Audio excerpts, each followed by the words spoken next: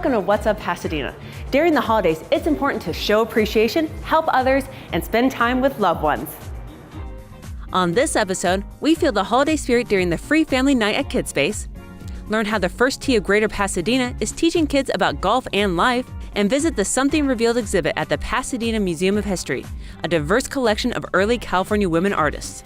This exhibition, Something Revealed, California Women Artists Emerge 1860 to 1960, is a 100-year survey of the work that women did in California over that period of time. And these are women who have been ignored, underappreciated, lost to history. And we are bringing them back so that they can be appreciated and once again regain some recognition.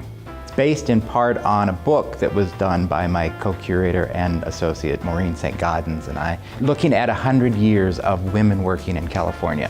320 women were in the book, 130 women are in the exhibition, and we're proud to be showing them because it's the first time many of these women have been exhibited publicly in California. The type of work in this exhibition covers a history of the work that was being done not only in California but across the country during the time period when these works were created. You have everything from early arts and crafts, plein air style work, all the way up to the abstract expressionists who were working in the 1950s.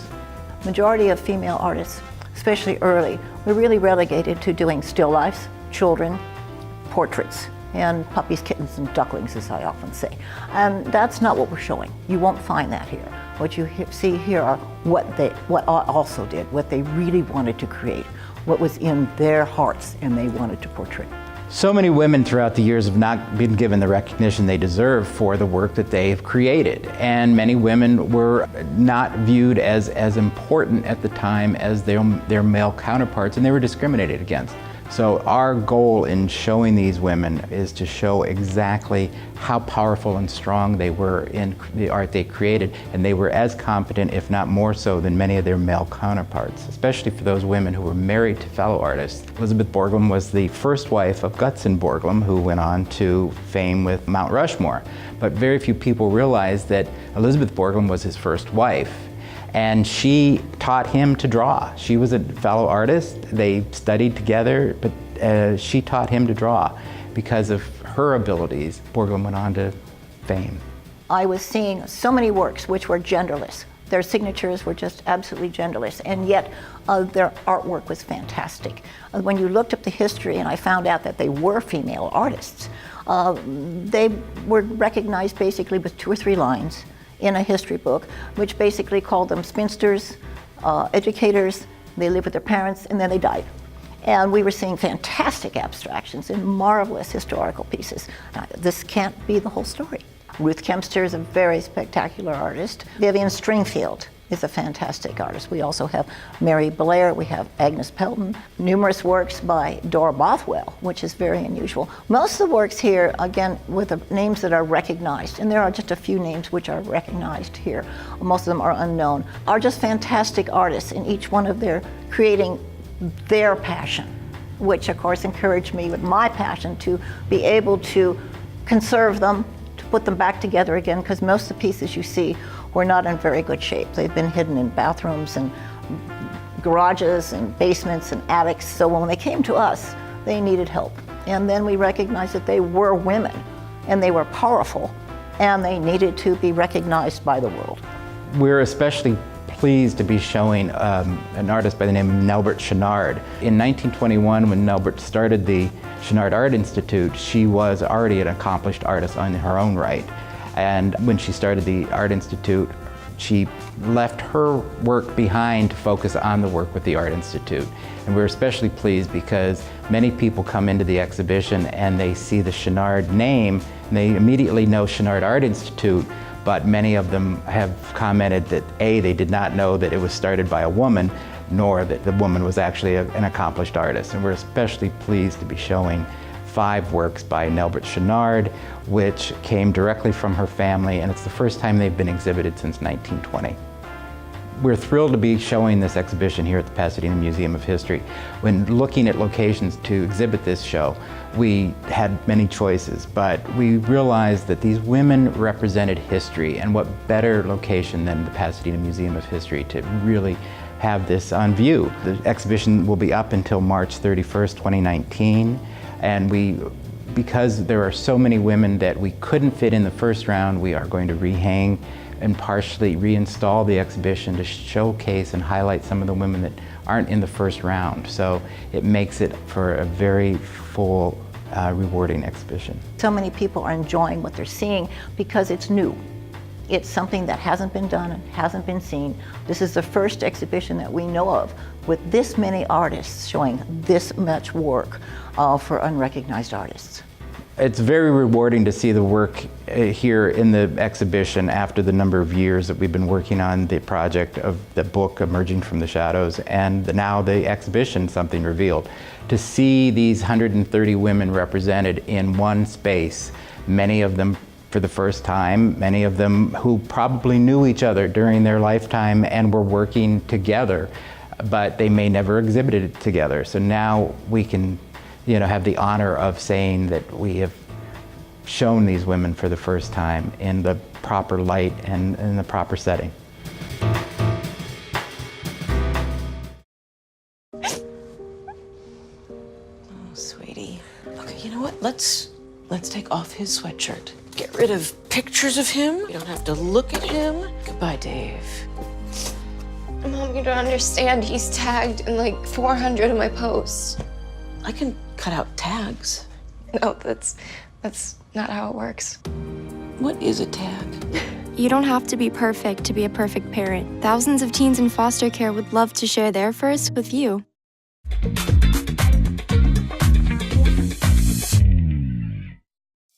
Serving a number of cities in the San Gabriel Valley, the First Tee of Greater Pasadena aims to help young people score a hole-in-one on the course and in life. The mission of the First Tee of Greater Pasadena is to enhance the lives of youth through the game of golf. We have our 9 core values that come out especially well through the game of golf. The 9 core values include honesty, integrity, sportsmanship, respect, confidence, responsibility, perseverance, courtesy, and judgment. Programs are designed to assist the participant to progress from a beginner to an advanced player. Instruction occurs on the golf course, in schools, and at youth centers for both boys and girls. First Tee has helped me with my golf game by giving me confidence in not just myself, but my abilities as well.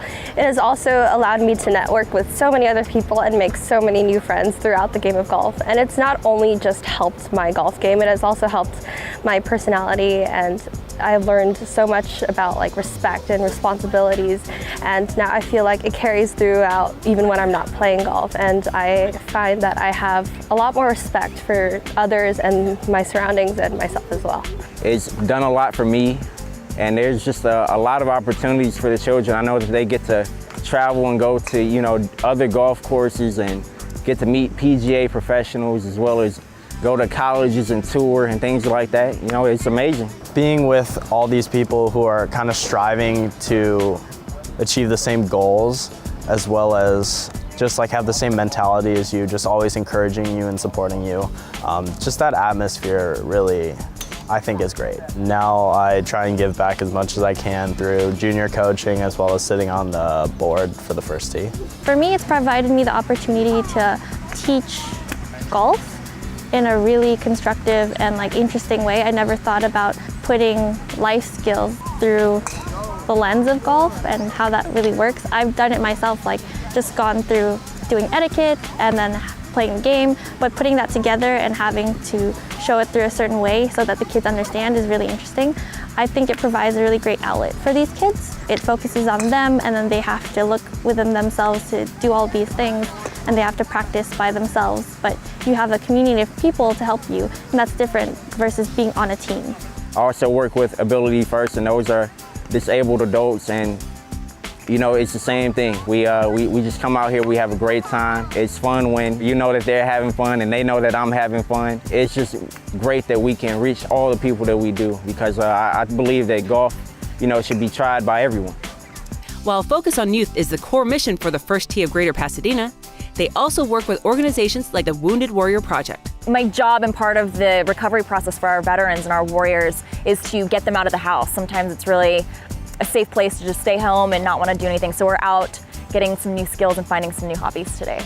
First Tee reached out to us, which was pretty cool. And that's how we got connected the first time. We usually bring about 50, and it's definitely a family fun day for us. Usually we've got a bunch of kids out as well, so it's really fun for us. I've had a few warriors tell me that it has been incredibly stress relieving to focus on just the one ball and the one swing and just doing it one at a time, and just the ability to shut the rest of the world out. It's been pretty amazing. It's such an amazing program to help with families that have been serving our country, and it's an amazing feeling to be a part of something that's bigger than I am. It's really important for the kids because it's a really great way to put together these like abstract terms in a way that they can practice them and actually see them working. So when we teach respect, they see that when we play these games, they respect each other through certain actions, and then they learn a skill, golf, and then those are things they can take outside of the first tee and keep playing, keep learning, and keep practicing. Golf, to me, is a great way to think about life. It really just taught me that, you gotta look at life through a different lens, and, looking at it from different angles, different perspectives. The First Tee is a great program that we have a lot of people support, and definitely try it out. Disaster tips from the objects left behind. My home wasn't insured, but you can check your insurance policy now to make sure you're covered. Oh. My savings are lost, but you can put money aside and plan for unexpected disaster costs.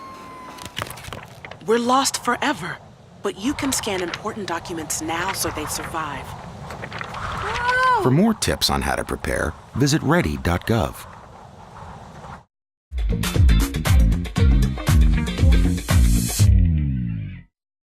Looking for a free educational night out with the kids? Head on down to Kidspace. Welcome to Kidspace Children's Museum. Tonight we're having free family night, and free family night is when the museum is open, free to the public, from 4 to 8 o'clock the first Tuesday of every month. Every free family night is based on a different arts or culture theme, so we explore our community through our arts. So we may be taking a method or a style of art and using that to explore our community and our culture. Tonight at Free Family Night, we have our friends from Cal State LA. They are art education students who have designed activities specifically for this evening. So tonight we have activities such as menorah making. So they're making menorahs and talking about the story of Hanukkah. We're also talking about Ramadan as another cultural holiday, and they're making moons. And we're also making hats to celebrate Kwanzaa. Tonight we do have a performance. We have the Loose Puppet Company, and they're here performing their wacky winter adventure. We have guests who come to Free Family Night who are joining us for the very first time. We have guests who come to Free Family Night who come to every Free Family Night, and it's great to meet new people and see familiar faces. We've been here twice. This is our second family night. We came in October, and it was really fun. I really like how everything is organized. There's so much activities for the kids, and I love that it's very hands-on because my kids love everything hands-on. I'm having a good time. We made these candles here, and we made this Christmas tree, and we can hang it on the Christmas tree. So for the next few Free Family Nights, we're having our artists in residence here, and they're going to be doing different projects and different workshops with the guests who attend Free Family Night that are all going to inform a large art installation that they're going to do in our Arroyo Adventure later this spring. So today for Free Family Night, we are building birds in origami. The arts help us see and appreciate the world around us, and also understand our lives and the environment in creative ways. One of the reasons that we find it important and we share on Free Family Night different aspects of the community and cultures that are in the community is it generates a sense of community, that you have a sense of belonging and that understanding work and play and learn together. We homeschool, and coming to Kidspace has been so great because we get to utilize a lot of learning activities, and it's been great for my children. They really love coming, and there's a playtime. They could socialize here too. And it's just a lot of great opportunity. The next year of Free Family Nights, we're exploring Los Angeles through art and through the methods of art. So we're going to be doing awesome things like exploring textiles, exploring ceramics. We're going to be talking about painting and puppetry. So each free family night is going to be getting at our culture through an art form. Here at Kidspace, we believe in the potential of every child. So the ability to open the museum on hours and for free admission where guests wouldn't normally be able to come helps us reach our mission of reaching every child and every family in the community and help them reach their potential. Here's your events calendar for the month of January. Tournament of Roses Rose Parade on January 1st throughout Pasadena. The Rose Bowl game on January 1st at the Rose Bowl Stadium. The International Makeup Artist Trade Show on January 11th through 13th at the Pasadena Convention Center. The Royal Tea Party on January 12th at Hastings Branch Library. Pasadena Half Marathon and 5K on January 20th at the Rose Bowl Stadium. Robinson Park Recreation Center Grand Reopening on January 26th at Robinson Park. The Golden State Tattoo Expo on January 27th through 29th at Pasadena Convention Center. That's your events calendar for the month of January. Thanks for joining us on this episode. Be sure to follow us on social media and visit us at pasadenamedia.org. Happy holidays, and we'll see you next time.